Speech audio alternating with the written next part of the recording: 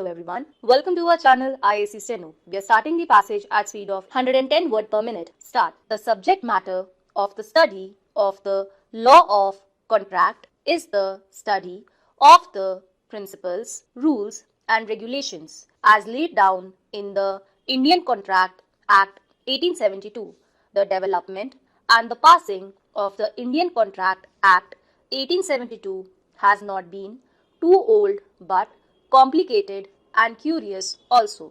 Sir Henry Maine has been of the view that in early days of its development, the law of contract was not similar to that of his own time.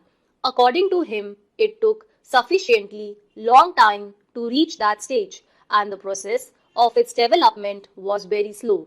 He said too that there were rules of contract in Greek culture as well as in Roman culture, but the rules of contract in practice in England were mainly based on Roman law of contract on the basis of the authenticated information available about the rules of contract in practice prior to the passing of the Indian Contract Act 1872. It can easily be said that there was no uniformity in these rules applicable in different parts of India. In the 18th century, the Supreme Courts of Calcutta, Bombay and Madras used to apply the common law of England with certain exceptions or modifications in the matters relating to contracts. There was, however, no system or law to be followed by the judges of district courts for deciding the matters of contracts before them, and they had to take the help of the principles of equity, justice and good conscience besides what was mentioned in the personal laws of Hindus and Muslims in this regard. Since the common law of England had not been in the form of an act or code but was based on the customs, practices and usages in force in England at that time, and since there was a lot of difference between the customs, practices and usages of India and England, the following up of the rules of common law by the courts in India for giving their decisions resulted in much inconvenience and great difficulty. To overcome this difficulty, separate acts were passed for Supreme Court of Calcutta in 1791 and Supreme Courts of Bombay and Madras in 1797, and provisions were made therein that suits relating to matters of contracts were to be decided according to the provisions of Hindu law if both the parties were Hindus, and according to the provisions of Mohammedan law if both parties were Muslims, and according to the provisions of the personal law of the defendant if one party was a Hindu while the other party was a Muslim.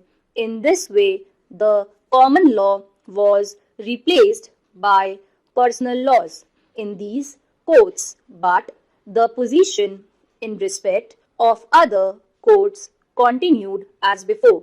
The High Courts established in 1862 at Calcutta, Madras and Bombay also adopted the same practice as stated above. Thus, the rule of contract were not uniform, and there was much difficulty and inconvenience in the administration of justice. Keeping this position in view, the Indian Law Commission prepared a bill in 1866, which after some modification was passed as the Indian Contract Act 1872.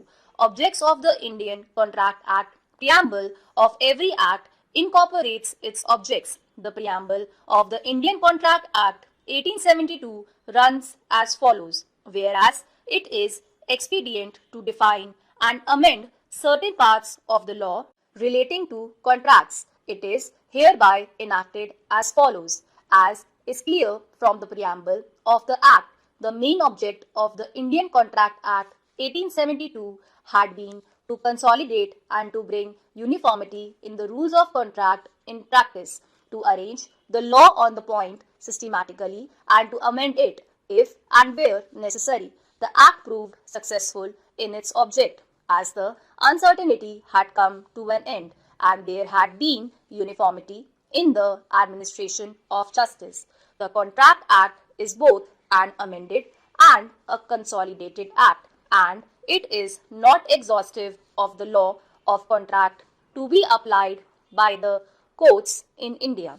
The Contract Act, so far as it goes, is exhaustive and imperative, but wherever its provisions do not apply in terms to a case, the principles of the English law become applicable as rules of justice, equity, and good conscience. However, English principles of equity can be applied only if they are not opposed to the provisions of the Act.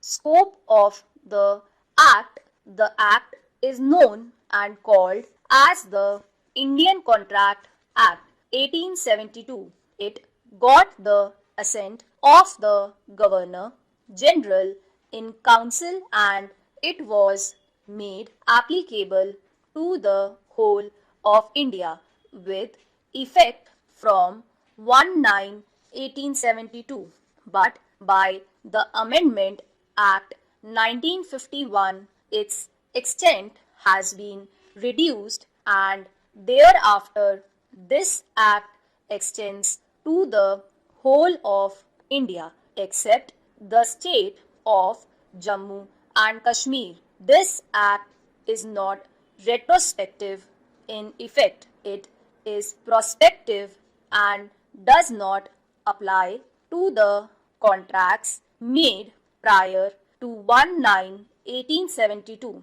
An important point about the scope of this act is that actually this act is not exhaustive. It is not a complete code in respect of the law of contract. Section 1 of the Act makes it clear that nothing herein contained shall affected the provisions of any statute, act, or regulations not hereby expressly repealed, nor any usage or custom of trade or any incident of any contract not inconsistent with the provisions of this Act. This provision makes it quite clear that the provisions of this Act shall not affect any statute, act, or regulation which have not been expressly repealed by this Act. This Act shall also not affect any usage, custom of trade, or any incident of contract if it is not inconsistent with the provision of this Act. Stop.